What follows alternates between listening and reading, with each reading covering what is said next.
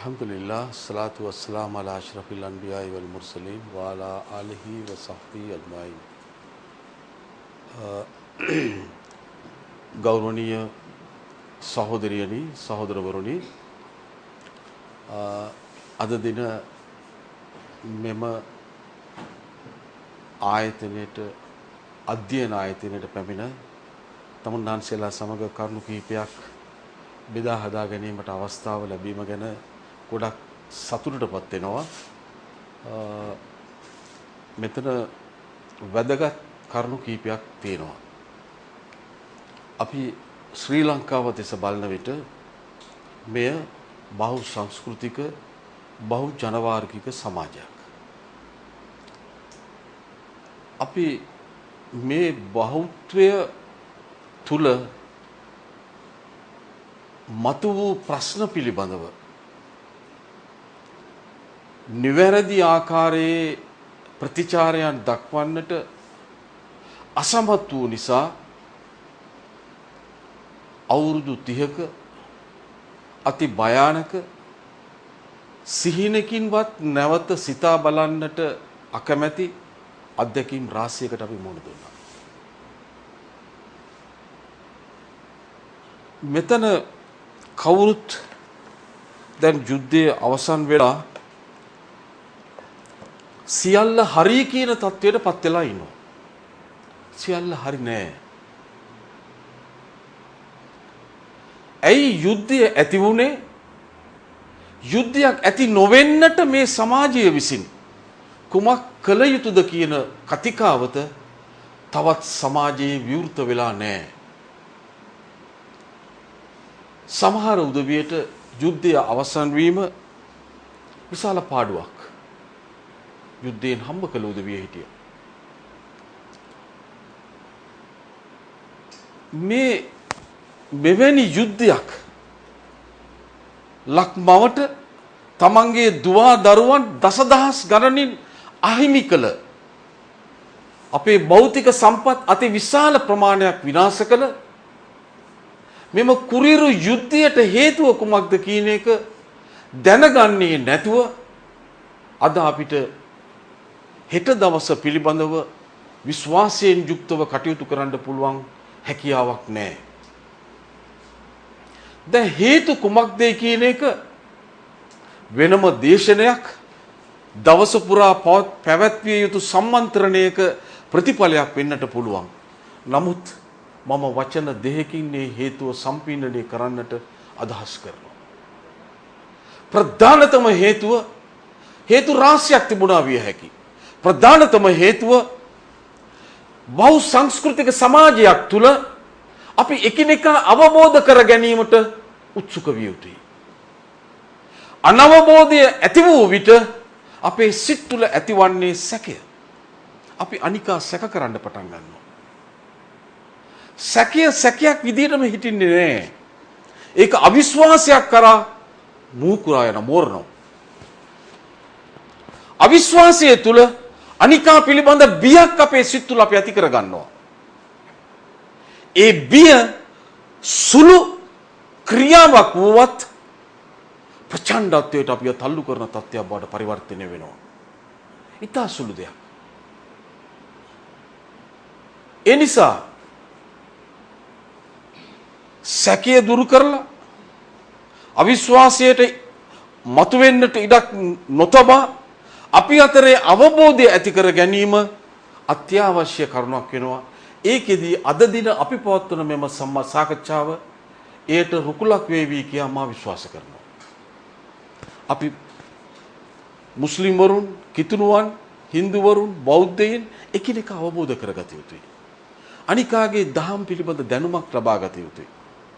අනිකාගේ සංස්කෘතිය පිළිබඳ දැනුමක් ලබා ගත යුතුයි. මෙසේ වුණාම මගේ අසල්වැසියා කවරෙක් වුවත් ඔහු සමග සාමයෙන් සතුටෙන් සහෝදරත්වයෙන් ජීවත් වෙන්න පුළුවන් මනසක් ගොඩනගා ගන්නට මට හැකියාව ලැබෙනවා. අපි සමහර විට අපි හොඳ තැනක් තෝරගෙන අපේ නිවස හදා ගන්න පුළුවන්. නමුත් අපේ අසල්වැසියන් දවසෙන් දවස වෙනස් වෙනවා.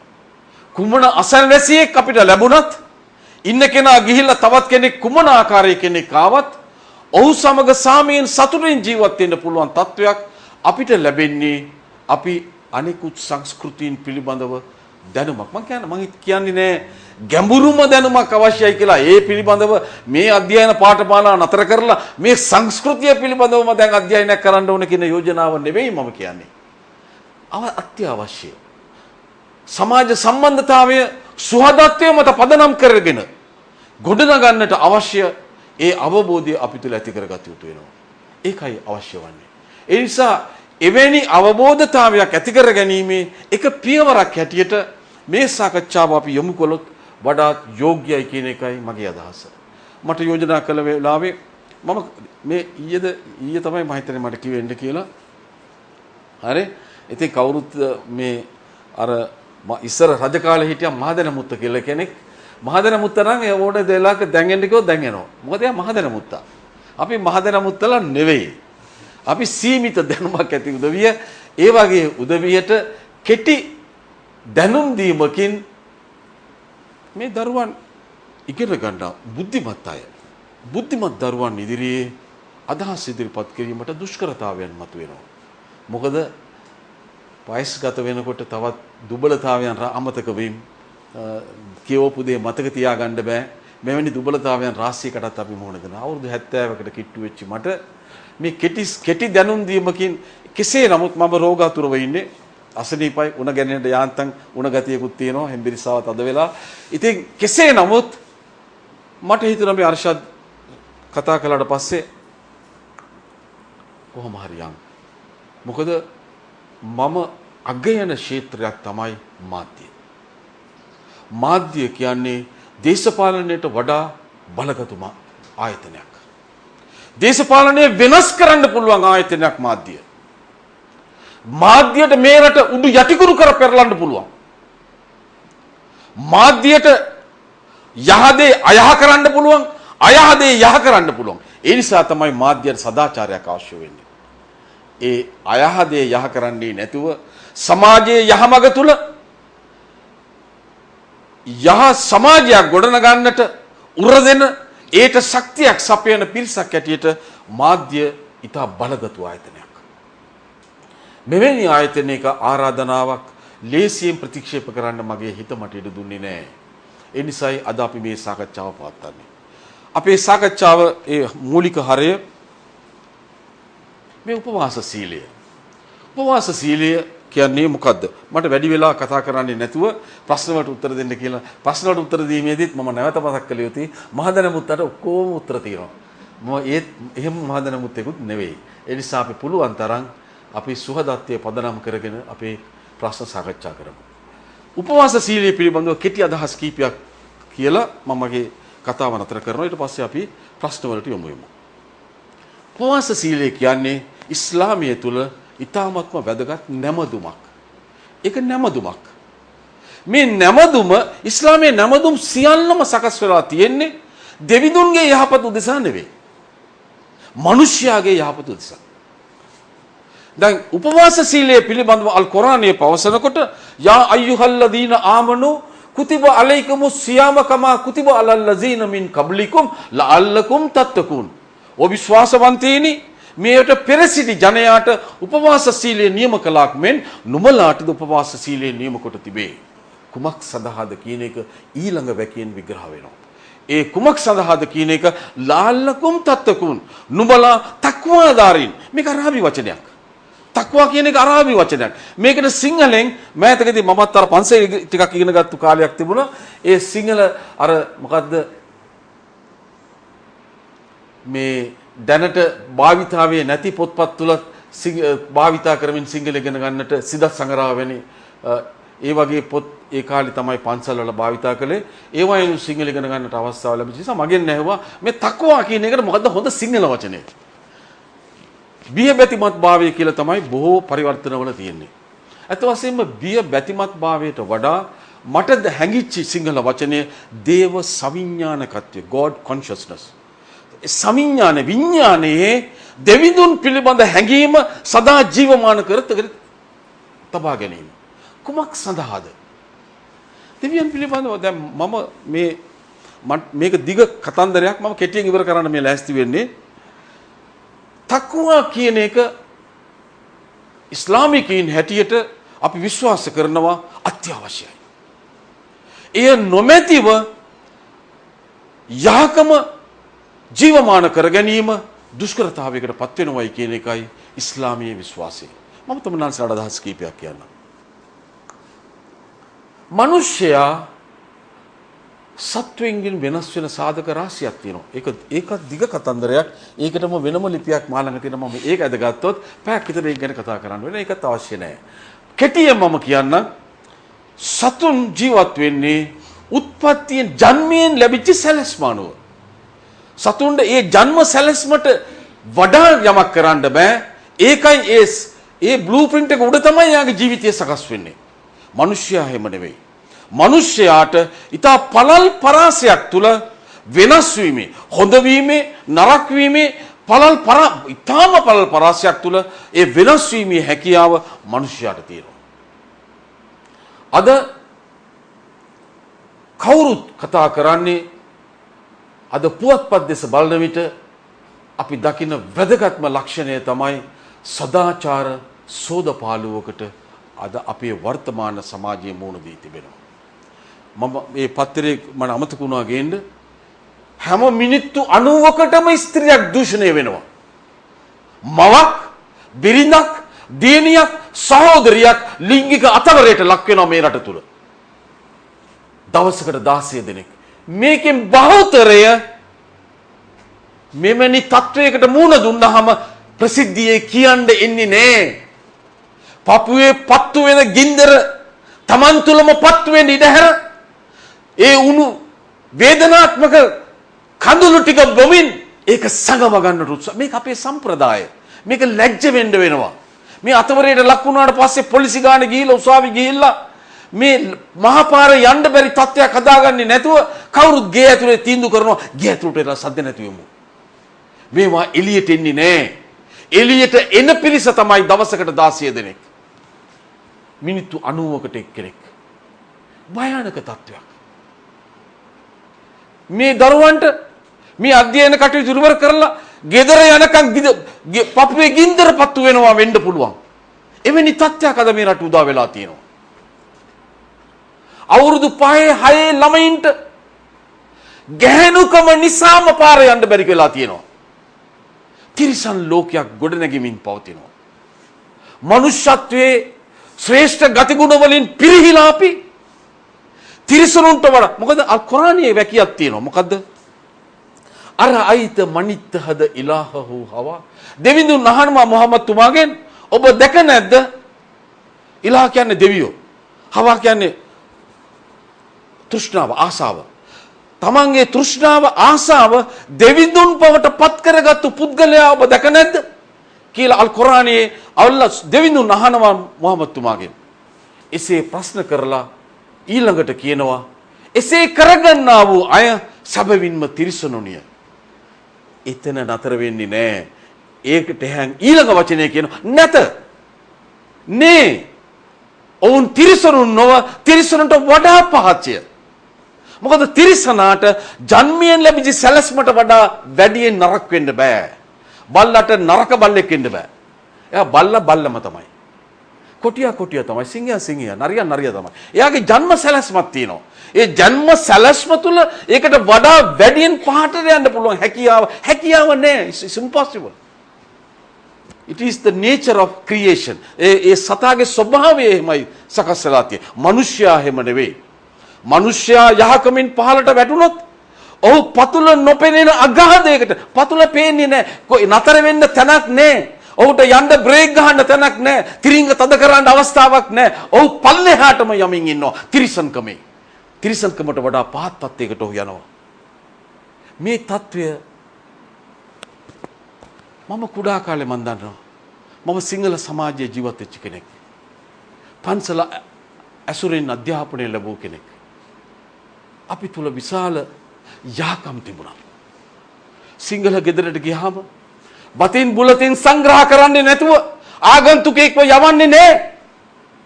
මේයි සිංහලකම. මේකයි සිංහල සංස්කෘතිය. ඒ උදවිය 3 වේල බත් කාපු උදවිය. පාන් ගෙනියන්න හොරෙන් ලැජ්ජයි. පාන් ගෙනියන්න කැමති නෑ. පාන් ගෙනියන මිනිහා දෙස බලා මිනිස්සු hina වෙනවා. අර පාන් කන මිනිහෙක් යනවායි කියලා. පාන් කාපු ජාතිය නෙවෙයි සිංහල ජාතිය. 3 වේල බත් කාපු ජාතිය. දන්නා නොදන්නා හැම කෙනෙකුටම සිනහවකින් සංග්‍රහ කරලා ඔහු මොවග මේ අලංකාර වෙන සිනහවෙන් දන්න මිනිහාවත් නොදන්න මිනිහාවත් පිළිගන්නා සංස්කෘතියට උරුමකම් කියපු ජාතිය සිංහල ජාතිය. අද මොකද්ද වෙලා තියෙන්නේ? අද අපි තා භයානක අගාධයකට ඇද වැටෙමින් ඉන්නවා. මේක නතර වේ යුතුයි. මේක නතර කරන්නට ආගමික පාර්ශවයෙන් විශාල දායකත්වයක් අවශ්‍ය වෙලා තියෙනවා. අවාසනාවකට ආගමික පාර්ශවයෙන් සමහර විට ලැබෙන්නේ වෛරය හා ක්‍රෝධය අස්වද්දලා ඒට පෝර දාලා ඒකේ දේශපාලන අස්වැන්න කපන්න ලෑස්ති වෙච්ච පිරිසක් ඉන්නවා. දේශපාලන අස්වැන්න. වෛරය ක්‍රෝධය අස්වද්දලා ඒකට හොඳට පෝර දාලා වතුර දාලා හොඳට වැඩෙන්න ඉඩ හැරලා දේශපාලන අස්වැන්න කපා ගන්නට ලෑස්ති වෙච්ච පිරිසක් ඉන්නවා. දහස් ගණනින් දසදහස් ගණනින් මිනිස්සු මිය ගියේ කමතක කරලා. බිලියන ගාණක් වටිනා සම්පත් පාසල් ගොඩනගන්නට මහා මාර්ග ගොඩනගන්නට රෝහල් ගොඩනගන්නට කර්මාන්ත ශාලා ගොඩනගලා මේ රටේ තරුණ තරියන්ට රැකියාව දෙන්න තිබිච්ච මුදල් මේ යුද්ධයෙන් විනාශ වෙලා ගියා. මේ සියල්ල අමතකයි. අපි නැවත මොන දේ වුණත් කමන්නේ අපේ යහ දේශපාලන අස්වැන්න සඳහා ඕන දෙයක් කරන්න ලෑස්ති වෙච්ච ආගමික පාර්ශවයකුත් අපි දකිනවා. මේක අවාසනාවන්ත තත්ත්වයක් මේ රටේ. මේ වෛරය තුල අපිට ජීවත් වෙන්න බෑ. මේක ඉස්ලාමීය නොවේ. මේක බුදු දහම නොවේ. මේක කිතුණු දහම නොවේ. මේක හින්දු දහම නොවේ. මේක අලුත්ම දහමක්. වෛරයේ දහම. බුදුන් වහන්සේ ධම්මපදයේ යමක වර්ගයේ පැහැදිලිවම දේශනා කළා. නහි වේරේන වේරානි සම්මන්තිද කුදාචරං ආවේරේනව සම්මන්ති එස ධම්මෝ සනාතනෝ. මේකයි බුදුදහම. බුදුදහම තුල වෛරයට ක්‍රෝධයට ඉඩක් නැහැ. කිතුණු දහම තුල ජේසුස් වහන්සේ මොකද්ද කිව්වේ? ඔබ මේ කම් වලට ගැහුවොත් මේකක් දෙන්න. හැතම්මක් යන්න කතා කළොත් දෙකක් කියන්න. කෝට් එක ඉල්ලුවොත් ක්ලෝක් එකක් දෙන්න. මේකයි ජේසුස් වහන්සේ දේශනා කළේ. හින්දු දහම ඒ වගේම ඔරුවනේ දේවන් ඔන්රේ කුලම් එක දෙවියයි මුළු මනුෂ්‍ය වර්ගයාම එක ජන සමූහයක්. ඉස්ලාමයේ තුල අනිකාට හිරිහැර නොකර ජීවත් වීම තමයි ඉස්ලාමයේ ප්‍රධානතම අරමුණ. මොකද නබි සල්ලල්ලාහු අලයිහි වසල්ලම් නබිතුමාණන් කිව්වා මා පැමිණියේ යහකම පරිපූර්ණත්වයට ගෙනීම සඳහා. යහකම පරිපූර්ණත්වය. එයා කිව්වේ නෑ මම මේ ආවේ මේ උපවාස සීලයේ මිනිසුන්ව දිරිගන්නන්න, සලාතයේ මිනිසුන්ව දිරිගන්නන්න. මොකද මේ සියල්ලෙම ප්‍රතිඵලය යහකම. ඒ යහකම පරිපූර්ණත්වයට ගෙනීම තමයි මගේ පැමිණීමේ ප්‍රධානතම අරමුණේ කියලා නබි සල්ලල්ලාහු අලයිහි වසල්ලම් කිව්වා. උපවාස සීලය තුල මේ තක්වා එක තුල කොහොමද මිනිස්යා යහකමට යොමු වෙන්නේ? තමන්වහන්සේලා දන්නවා අද පුවත්පත් ගත්තාම දවසෙන් දවස පිටු ගාන වැඩි වෙනවා රටේ අපරාධ වාර්තාවට. ඊයේ පිටු 2යි අද පිටු 3යි හෙට 4යි මේ වගේ මුළු පත්තර අපරාධ වාර්තා කරන පුවත්පත් බවට මුළු අපේ පුවත්පත් කලාව වෙනස් වෙන්න ඉඩකඩ වැඩි දුර යන්න ඉස්සර සිද්ධ වෙන්න පුළුවන්. ඇයි මෙහෙම වෙන්නේ? කවුද මේවා කරන්නේ? ලංකාවේ අපරාධ කරන උදවිය ලයිස්තුගත කරලා තියෙනවා. IRC කාර්යෝයි කියලා. බලපුවාම මේ ලයිස්තු තුල මේ පත්තර වාර්තා තුල එක IRC කාර්යයක්වත් නැහැ. ඔක්කොම කරලා තියෙන්නේ කවුද? සමාජයට ප්‍රභූ චරිතයක් පෙන්වමින් සමාජයට නායකත්වය දිය හැකි මිනිස්සු හැටියට ඉදිරිපත් වෙමින් කටයුතු කරන පිරිස. ළමා අපචාර, මිනිමරුම්, ස්ත්‍රී දූෂණ, අල්ලස, වංචාව මොනවද නැත්තේ හැම දෙයක්ම කරන්නේ මේ උදවිය. මේ උදවිය තමයි මේ ඔක්කොටම මාට්ටු වෙලා ඉන්නේ. මේ වගේ නායකත්වය දරන්නේ මේ උදවිය. අර සිංහල සාහිත්‍යය තුල තියෙනවා රෑ දනියෙල්, දවල් මිගෙල්. සමාජයට එනකොට ඉතා ලස්සන සුදු ඇඳුමින් සැරසිලා හොඳට රැවුල බාලා ඉතා අලංකාර විදියට කෙස් පීරලා ප්‍රාඩෝ එකේ ඇවිල්ලා බැහැලා එයා ප්‍රභූ චරිතයක් රඟපානවා. තමන්ගේ රංචුවට එකතු වුණාම ඔහුගේ කාර්යයන්ට යොමු වෙනවා. රැට දනියෙල් ඌගේ රංචුවත් එක්ක එකතු වුණාම ගෙවල් බිඳින්න යනවා, මංකොල්ල කෑම් වලට යනවා, අපරාධ වලට යනවා, උදේට සිල් සලුව දාගෙන සුදු වතින් සැරසිලා නවගුණ වල අතේ තියාගෙන සාන්තුවරේ කැටියට සමාජයට පිණි හිටින්න උත්සාහ කරනවා. මෙවැනි රෑ දනියෙල් දවල් මිගෙල් චරිතද බහුල වෙලා තියෙනවා. මේකයි අපරාධයේ මුල. මිනිසයා ඒකීය යහචරිතයක් ගොඩනගා ගන්නට අපහසුත් වීම තමයි මේකේ ප්‍රධානතම හේතුව. මම මේකට උදාහරණයක් කියන්නම්. මොහම්මද් තුමා ආගමික නායකයා පමණක් නෙවෙයි ඉස්ලාමීය රාජ්‍යයේ ජනාධිපති වෙලත් හිටියා. ඉස්ලාමීය රාජ්‍යයක් විශාල ඉස්ලාමීය රාජ්‍යයක්. මේ පැරණි ඉන්දියාව වගේට වඩා විශාල. පැරණි ඉන්දියාව කියන්නේ පාකිස්තානයේ බංග්ලාදේශයේ අද ඉන්දියාව. මේක පැරණි ඉන්දියාව. ඒකට වඩා විශාල භූමි භාගයක විශාල රාජ්‍යයක ජනාධිපති ධූරයට එතුමාණන් පැමිණියා. එතුමා මිය ගියාට පස්සේ ඒ ජනාධිපති ධූරයටපත් උනේ එතුමාගේ සමීප මිත්‍රයෙකු අබූබකර් සිද්දීක් තුමා. එතුමා මිය ගියාට පස්සේ ඊළඟ තවත් සමීප මිත්‍රයෙකු උමර් තුමා තමයි පාලනයට ආවේ. උමර් තුමා පිළිබඳව මුස්ලිම් නොවන ඉතිහාසඥයින් පවා එතුමා ඉතා නීතිගරුක යුක්තිගරුක ඍජු පාලකයෙක් හැටියට මුස්ලිම් නොවන ඉතිහාසඥයනුත් විවිධ තැන්වලදී ප්‍රකාශ අර the top 100 කියලා මයිකල් එච් මහාචාර්ය මයිකල් එච් පොතක් පළ කරන ඇමරිකාවේ. ඒ පොතේ උමර් තුමාගේ නම තියෙනවා. ඒ පොතේ නම්බර 1ට දාලා තියෙන මොහම්මද් තුමා. මයිකල් එච් ඉස්ලාමිකයෙක් නෙවෙයි. යුදෙව්වෙක්. අපේ හතුරෙක්. මුස්ලිම්වරුත් එක්ක යුදෙව්ව නිතර දැන් හතුරුකම් තියෙනවා. නමුත් එවැනි උදවියටත් මේ ඓතිහාසික සාධක සමාලෝචනයට ගත් විට එවැනි තත්වයක් නොදී ඉන්නට හැකියාවක් ඒ උදවියට තිබුණේ නැහැ. ඒ නිසා මොහම්මද් තුමාට පළවෙනි තැනත් ඒකේ තවත් ඇතුලේ 100 ඇතුළත උමර් තුමාට දීලා තිබුණා. නීතිගරුක, යුක්තිගරුක, ඍජු පාලකයෙක් හැටියට ඉතිහාසයේ ජීවත් වෙච්ච. මෙතුමාගේ සිරිතක් තිබුණා රාත්‍රී කාලයේදී තමන්ගේ රටවැසියන් ජීවත් වෙන්නේ කොහොමද කියන එක බලන්නට අපේ සිංහල රජදරුවනුත් මේක ඉස්සර කාලේ කරලා තියෙනවා. වෙස් වලාගෙන ඍජුව ගිහිල්ලා බලලා අපේ මිනිස්සු කොහොමද ජීවත් වෙන්නේ? ඔවුන්ගේ ප්‍රශ්න මොනවද කියන එක ඇහෙන් බලලා කනින් අහලා ඒවා කුමක්ද කියලා හොයා බලන එක උමර් තුමාගේ සිරිතක් වෙලා තිබුණා. දිනක් රාත්‍රී කාලේ මෙසේ ගමන් කරද්දී අන්ත එළි වෙන යාමේ අන්ත දුගී පැල්පතක් තුලින් අම්මා කෙනෙක් හා දුවක් අතරේ වෙන දෙමසකට එතුමාට සවන් දෙන්නට අවස්ථාව ලැබෙනවා. අන්ත දුගී පැල්පතක්. මේ පැල්පතේ ජීවත් වෙච්ච අම්මයි දුවයි ඔවුන්ගේ දෛනික අවශ්‍යතාවයන් සපුරා ගත්තේ කිරි විකුණලා. එදින අවාසනාවකට තුන් වේල පිරිමහ ගන්න පුළුවන් ප්‍රමාණයට ඒගොල්ලන්ට කිරි ලැබලා තිබුණේ නැහැ. දැන් අම්මා යෝජනා කරනවා දුවට දුවේ මේ කිරි ටික විකුණලා අපිට තුන් වේල පිරිමහන්න බෑ. අද වේල් දෙකක් විතර කුසගින්නේ ඉන්න වේවි. අපි තා දුෂ්කර තත්වයකට අදපත් වෙන කාන්තාරයේ අපි හිතන තරම් ලේසි කුසගින්නේ පිපාසය ඇතුව ජීවත් වෙන එක ලේසි නෑ. AC තිබුණේ නෑ අවුරුදු 1400කට ඉස්සර. එවැනි දුෂ්කර පරිසරයක් තුල මෙවැනි සුළු කිරි ප්‍රමාණයක් විකුණලා ආහාර අවශ්‍යතාවය දෛනිකව එදින ඒ අවශ්‍යතාවය සපුරා ගැනීමට ඒගොල්ලන්ට හැකියාවක් තිබුණේ නැති බව අම්මා දුවට යෝජනා කරලා කියනවා. අපිව හැමෝටම විශ්වාසයි. කවුරුවත් දකින්නේ නැහැ දැන්. මේ හොර රහස. අපි මේකට වතුර ටිකක් දාලා කිරි විකුණමුද? තෝ කියනවා නෑ. උමර් තුමා එළියේ ලහගෙන ඉන්නවා. මේගොල්ලෝ දන්නේ නැහැ. මේක උමර්ගේ රාජ්‍ය පාලන කාලේ ඒ කවුරුත් දන්න උමර් නීතිගරුක යුක්තිගරුක පාලකයෙක් කියලා. මේ උමර්ගේ රාජ්‍ය පාලන කාලේ මේ කාලය තුල අපිට මෙවැනි දෙයක් කරන්න බෑ. අපි නොකළ යුතුයි. අම්මා කියනවා දුවට ඔබට පිස්සු. මෙතන කොයිද උමර් කෙනෙක් ඉන්නේ? උමර් දැන් ගොරව යාගේ ගෙදර යන්න ඉදී ඇති. ඔබ දාපන් වතුර උමර් මේක බලාගෙන ඉන්නේ නෑ. උමර් තුමා මේක සියල්ලට සමන් දෙමින් එළියේ ඉන්නවා. දුව කියනවා ඇත්ත අම්මේ. උමර් තුමා දකින්නේ නැති එක ඇත්ත.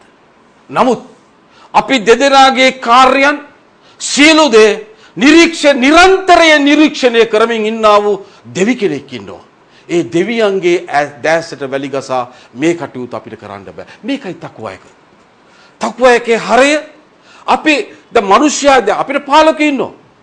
අපි ඉපදුනහම අපේ පළවෙනි පාලකයා අම්මා. ඊට පස්සේ තාත්තත් එකතු වෙනවා. ඊට පස්සේ ඉස්කෝලේ ගියාම ගුරුවරියන්. අපි රැකියාවකට ආපුවාම අපේ ඉහළ නිලධාරීන්. පාරට බැස්සාම පොලිසියට විශේෂ ට්‍රැෆික් පොලිසිය ලයින් එක පැන්නද රෙඩ් ලයිට් එක පැන්නද ටිකට් එක දෙන්න ඕන වෙලාවක ලෑස්ති වෙලා ඉන්නවා. හරි ෂේප් වෙන හරි අමාරුයි. ඉතින් අතර තෙල් ටිකක් ගාලා තමයි සමහර අය ෂේප් වෙන ඒකත් හොඳ ක්‍රියාවක් නෙවෙයි. ඒ නිසා අපි යන තැන හැමතැනම අධිකරණයෙන් නීතිය පොලිසිය හැමතැනම අපිට පාලකයෝ. මේ පාලකීන්ට කළ හැකි කුමක්ද? අපේ ක්‍රියාව පාලනය කිරීම විතරයි.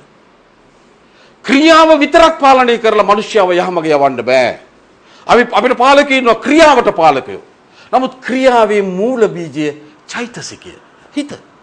හිතෙන් තමයි අපේ ක්‍රියාවට මුල් කාර්ය සිද්ධ වෙන්නේ. ඒ නිසා හිතට පාලකයෙක් ඕනේ. පොලිසියට අපේ හිත පාලනය කරන්න බෑ. අධිකරණයට අපේ හිත පාලනය කරන්න බෑ. අපේ මගේ හිත පාලනය කළ හැක්කේ මටමයි. ඒ නිසා මගේ හිතට මම බලගතු පාලකයෙක්ව පත් කරගන්නවා. සර්ව බලධාරී, සර්ව ඥානී, මේ විශ්වයේ අධිපති, සියලු දේ දන්නා පාලකයෙක්ව එවැනි දෙවිඳුන් කෙනෙක් මගේ චෛතසිකයට පාලකයෙක් හැටියට පත් කරගත්තායින් පස්සේ ඒ දෙවිඳුන්ට හොරෙන් මට මුකුත් කරන්න බෑ. මට දෙබිලි චරිතයට යන්න බෑ. රෑ ඩැනියෙල් දවල් මිගෙල් චරිතයට යන්න බෑ. ඩොක්ටර් ජෙකිල් මිස්ටර් හයිඩ් ඉංග්‍රීසි සාහිත්‍යය තුල එවැනි චරිතයකට මට යන්න බෑ. ඇයි? එයාට හොරෙන් මට කිසි දෙයක් කරන්න බෑ. නිරන්තරයෙන්. නමුත් මිනිස්යාට මේවා අමතක වෙනවා. මිනිස්යා දුර්වලයි. මොකද මිනිස්යා තෘෂ්ණාවෙන් පිරිච්චි අති භයානක ආසාවන්ගෙන් පෙළෙන ආසාවන් විසින් ඉදිරියට තල්ලු කරන බලවේගයක් මිනිස්යා. මිනිස්යාගේ ආශාව ඉහවහා ගියාම අර දෙවිඳුන් පිළිබඳ හැඟීම අමතක වෙනවා. ඒ නිසා තමයි අපිට දෛනිකව පස් වේල සලාතේ දීලා තියෙන්නේ. උදේ දවස පටන් ගන්න සලාතෙන් රාත්‍රී 7-8 වෙනකොට අවසාන සලාතේ පස් වේල. පැය ගණන් සලාතේ කරන්නේ නැහැ. මිනිත්තු 5යි 10යි. දෙවිඳු අපිට අපේ පල්ලිය තුල රූපයක් නැහැ, පින්තූරයක් නැහැ, ප්‍රතිමාවක් නැහැ. මිනිස්සයා තමන්ගේ හිත එක්ලස් කරගෙන භාවනානුයෝගීව දෙවිඳුන් මට නොපෙනුනත් දෙවිඳුන්ට මාව පෙනෙනවයි කියන හැඟීමකින් මම ඒ සලාතියට කරනවා.